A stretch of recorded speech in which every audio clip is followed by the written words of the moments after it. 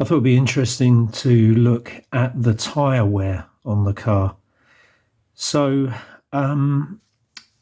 this tyre, so obviously we're looking at the front near side. I hope that's obvious, but yeah. So front left, it's done a track day at Brands, another track day at Brands. The first one was wet for a lot of the time, actually.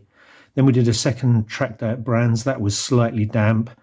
And then it's done Silverstone, which I did yesterday. I'm showing you this side tyre because this is worn more than the other side, which I guess is quite expected because we're running on clockwise circuits. So most of the turns are right-hand turns. And obviously you've got at Silverstone, we were doing Silverstone National, and Cops is a very fast right-hander. So we were, as Matt Highcock always said to me, he just slithers through Cops, which is what I was doing yesterday.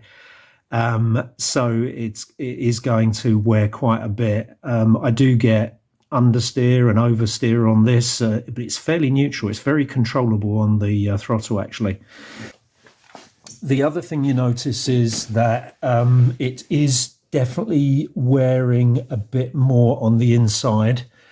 We're running 4 degrees minus negative 4 degrees of camber. So in the slow speed corners, I guess it's going to get scrubbed a bit because we're not pitching up onto the full width of the tyre. But you can see that we're obviously not running too much negative camber because actually it has knocked the shoulder a bit off of this. If you look at this is a new one, this has got more of a shoulder, and this is definitely rounding where it's knocking the shoulder off of it. The other thing I would say is,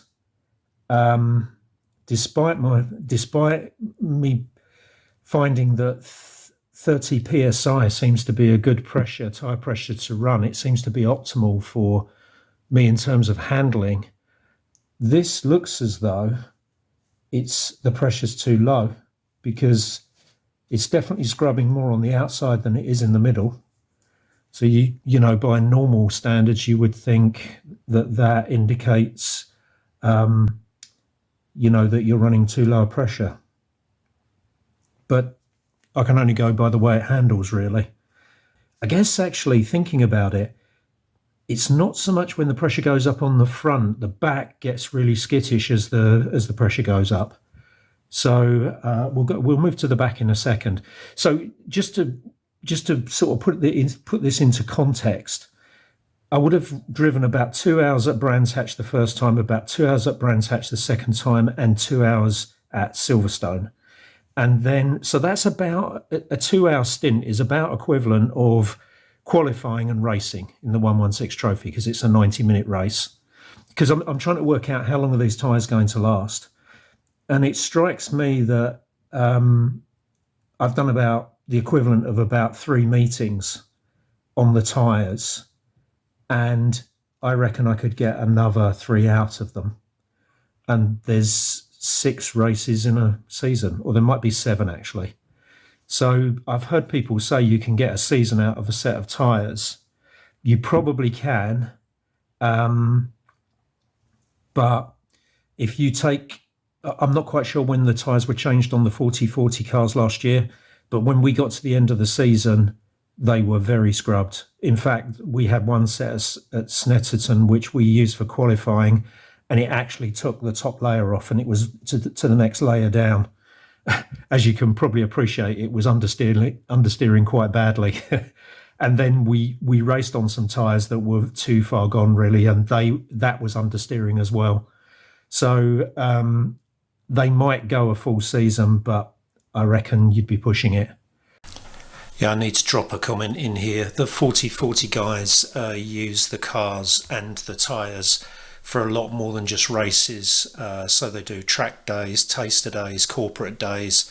So the tyres could have been used for many different purposes. The feeling is that if you're running in the wet, you definitely want a brand new. Well, you want a pretty new set of tyres with a lot of tread, probably, understandably. Okay, let's move to the back. This is a bit more tricky because I didn't want to take the actual tyre off, but if you look, it's pretty much the same as the front. The shoulder has gone a bit on the outside of the tyre, but not so much on the inside, which is interesting. They look a bit more scrubbed. I haven't got a gauge to actually measure them, but eyeballing it, I think they're slightly more scrubbed than the fronts.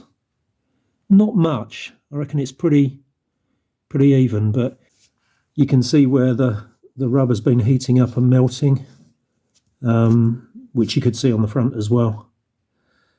So that's the left-hand rear. Let's go and have a look at the right-hand rear.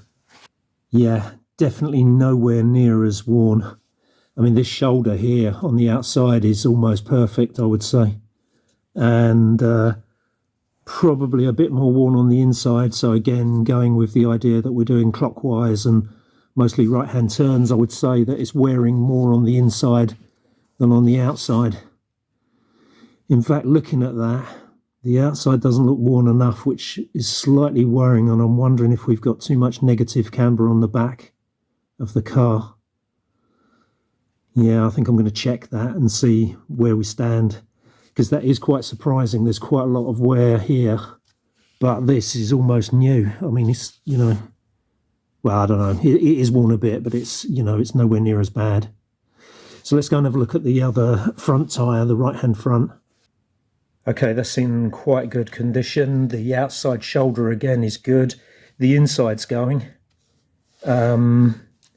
So yeah, again, I guess due to running so much negative camber and, you know, again, that we're doing mainly right-hand turns. So if it's going to pitch over at all, it's probably going to scrub the inside of the, well, it will anyway, won't it? Because the weight will transfer onto the other side. This side will remain have quite a lot of camber effective to the road. And so it's going to, if it slides on the tarmac, it's going to be scrubbing this bit. So I guess the pattern of the wear is pretty much what you would expect. Okay, hope you found that interesting, and I'll catch up with you next time.